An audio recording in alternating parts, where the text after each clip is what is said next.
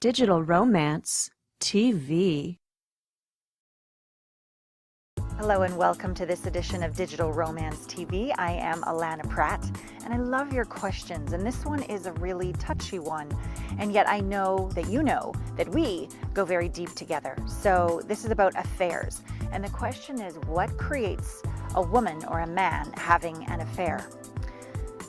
Fortunately or unfortunately, part of my business with coaching people is through heartbreak, and affairs happen. I remember the very first time personally I witnessed it happening in my life. It was my neighbor's, back 15 years ago. And it was he who had an affair, and she found out about it, and all of this fighting ensued. The divorce happened. There was no children.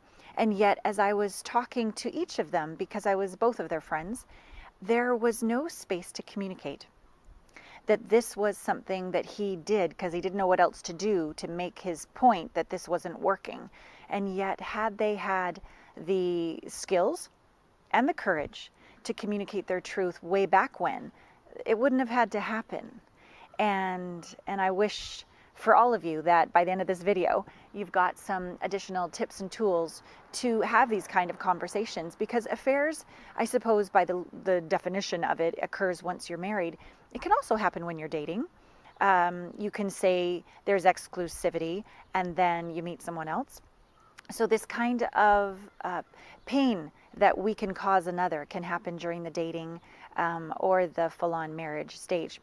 So let's begin with women, and in my experience, in my practice, why women have affairs. Well, the first one would be there's not a lot of attention being paid to her, and maybe he's off traveling all the time, and she just doesn't have that person that appreciates her and sees her and holds her, and she goes and finds somebody that will. The second reason, and even a more common reason in my practice anyways, is that she's not sexually fulfilled, and the point is he's not willing to work on it. Women that are not sexually fulfilled can come to me for coaching, and I can help them be more of an invitation rather than a demand, and he really does wake up. But it's a very touchy subject for a man with his sexuality if he's not performing or being who she wants. And quite a lot of these men shut down. And she tries and tries and then gives up and goes on. These are the examples of in my practice of women. Now men, I would say it's almost flip. He's more concerned, at least with my clients, more concerned with a lack of appreciation and a lack of gratitude and a lack of interest in who he is. In fact, some women that I've met who are strippers will say that most of the men just want to be listened to, and they want obviously the goodies as well, but they really don't feel that they're being cared about anymore. So that's a very popular reason. And then of course the other reason is that she's not interested in sex anymore. Some clients that I've had, it's literally been 10 to 20 years in their marriage, and there's just been no sex, separate bedrooms, and he goes off to find sex elsewhere. So these are some of the reasons that I've run into that affairs happen. Now, what can we do about them? As I said with that first example of a personal couple that I knew, the communication was nada. So clearly communication is so number one. And there is a practice that I share about in a lot of my blogs where it's called a dyad, and I've learned this from my teachers that have taught me over the years. And dyad is like a two-way communication, and it's like a sacred container. And I did this actually with a boyfriend that I dated for a year, and every Sunday we would sit down for 40 minutes and we would go back and forth with these specific questions, and we weren't allowed to say anything else other than thank you. So it's a real practice in safety communicating. If you ask your partner, tell me something you want me to know, and you tell them, and then they immediately go into, well then, blah, blah, blah, blah, blah. Well, they're not going to ask you again or talk to you about that again. But if all you say is thank you, sorry for the helicopter, I do live in Los Angeles.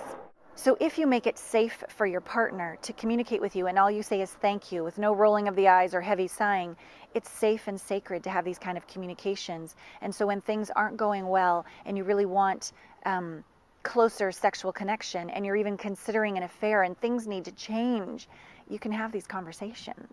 and you can get through it, and you can be stronger because of it. Number two, I really believe that regular sex dates are important. I know that doesn't really sound so romantic, and I really do enjoy the spontaneous quickies here and there, of course. And yet, if you practice having a date once a week and you have sex, then how can your partner say, well, we're not having sex? So you can really nourish that sexual union with being together and making it special every single week of your life together. Number three, regular interest in one another, like care about the other person and ask questions, and don't just have them come home from the day, and whether it's he or she, have them, you didn't take the garbage out or what have you. You need to be interested in your partner. Number four, growth in your sexuality. When's the last time you tried something new or expanded your sexual skills? So be sure that sex is not something that just gets old and repetitive all the time, that each of you grow as human beings. See, it's not just so much about the tips and the tricks and the toys and the bells and the whistles. It's also about your energy and your different archetypes that you're willing to explore. Quite often when I talk to women about affair-proofing their marriage, I say, who are you most jealous of? Be her in the bedroom. Oh, I could never do that. She's a Well, normally that's an area that we feel very nervous about, timid, insecure.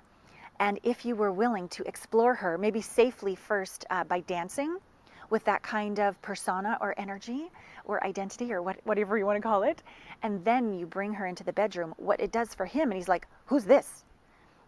She's hot. Because it's that sense of freshness and variety. And you do it not just to keep your man, you do it to expand who you are. Because walking around the world as a woman, being able to be triggered by other women, that doesn't feel confident. But if you can celebrate all your sisters because you've explored all of your own flavors within, you're a more confident woman. That's for you. And then give that gift to your partner. And then, of course, vice versa. I would ask men, are you being challenged? Are you risking? Are you out there with the guys, trying new things? Because you always want to be on your edge, never satisfied. You want to be always, expanding and exploring the depth and the breadth of who you are as a man. So if you're off doing that, you'll come home from being out with the guys doing something safe but risky, and she'll be like, oh, Indiana Jones just walked through the room. So that's what you do for yourself as a man, and then that's a gift to your partner. So I hope all of those 5 examples helped you to understand what you can do to affair-proof a relationship, be it dating or in your marriage.